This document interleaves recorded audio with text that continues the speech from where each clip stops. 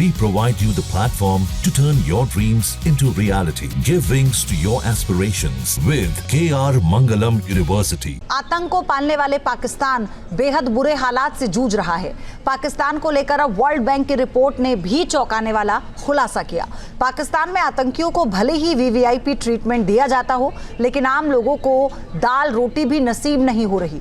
World bank के मुताबिक पाकिस्तान में करीब 45% आबादी गरीबी रेखा के नीचे जीवन जीने को मजबूर है।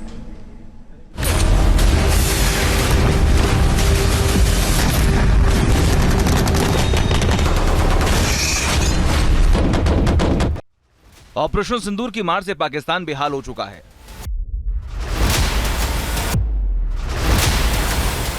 पहले से कंगाली का सामना कर रहे जिन्ना के मुल्क पर हर रोज मुसीबतों का नया पहाड़ टूट रहा है।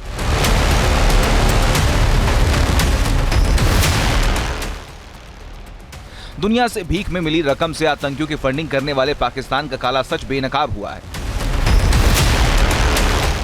टेररिज्म की इंडस्ट्री चलाने वाला पाकिस्तान आतंकियों को लग्जरी सुविधाएं मुहैया कराता है, लेकिन आम लोगों को आटे के लिए भी मारामारी करनी पड़ती है।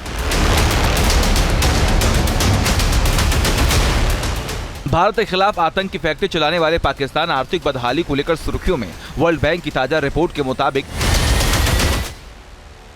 पाकिस्तान की लगभग 45% आबादी अब गरीबी रेखा के नीचे जीवन बिता रही है। वर्ल्ड बैंक का मानना है कि कुल आबादी में 16.5% लोग ऐसे हैं जो गरीबी के चरम स्तर तक पहुंच चुके हैं। हालात इतने खराब हैं कि पाकिस्तान में 45% लोगों की एक महीने की इनकम $3 से भी कम है।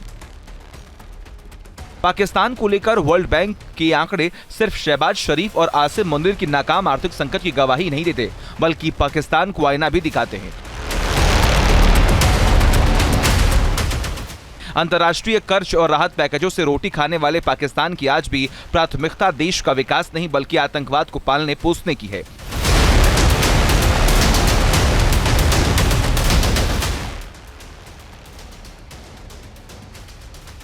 बीते कई सालों से आर्थिक मोर्चे पर पाकिस्तान लगातार कमजोर हुआ है और ऑपरेशन सिंदूर ने तो पाकिस्तानी इकोनॉमी की कमर ही तोड़ डाली है। पहले से ही कंगाली झेल रहे मुल्क की हालत इतनी खराब हो चुकी है कि शहबाज शरीफ के सामने भीख का कटोरा थामने के अलावा कोई दूसरा रास्ता नहीं है।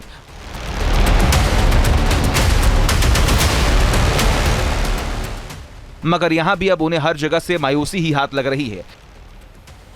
शहबाज शरीफ ने मान लिया है कि मित्र देश पाकिस्तान को बार बार भीख देते देते थक चुके हैं। जो देश पहले कभी पाकिस्तान के कटोरे में कुछ न कुछ डाल दिया करते थे, अब उन्होंने भी मुंह फेर लिया है। यूएई ने तो 2 साल पहले ही पाकिस्तान को फटकार लगाई। तब शहबाज शरीफ यूएई के राष्ट्रपति मोहम्मद बिन जायद के सामने $1 अरब की भीख के लिए खूब गिड़गिड़ाए थे।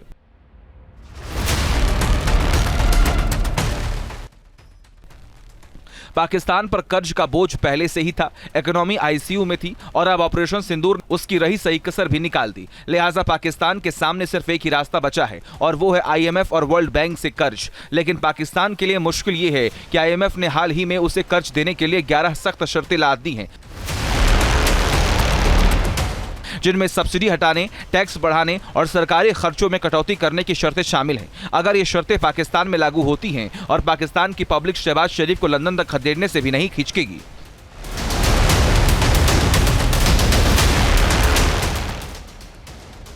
पाकिस्तान ने पिछले 5 सालों में कम से कम $23 अरब का कर्ज आईएमएफ और मित्र देशों से ले चुका है। आईएमएफ के आंकड़े बताते हैं कि पाकिस्तान का बाहरी कर्ज $130 अरब से ज्यादा पहुंच चुका है। पाकिस्तान के जीडीपी का लगभग 90% हिस्सा कर्ज में है।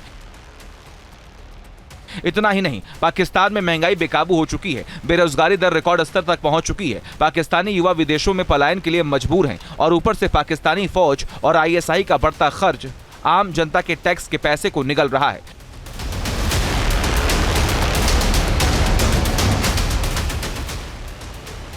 ऑपरेशन सिंदूर के बाद पाकिस्तान के विदेशी मुद्रा भंडार में भारी कमी आई है। पाकिस्तान को आयात पर निर्भरता ने मुश्किल को और भी बढ़ा दिया है।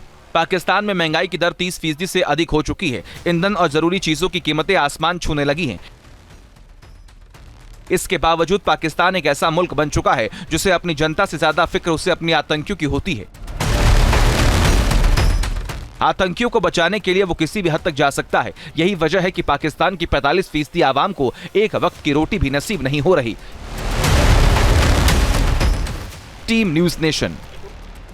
जहां भक्ति है हर शब्द में, कथाओं में छुपे हैं दिव्य रहस्य और ज्योतिष देता है जीवन को दिशा। धर्म से जुड़ी हर बातों को जानने के लिए हमारे चैनल स्तुति को सब्सक्राइब करें। चैनल पर जाने के लिए इस लिंक पर क्लिक करें।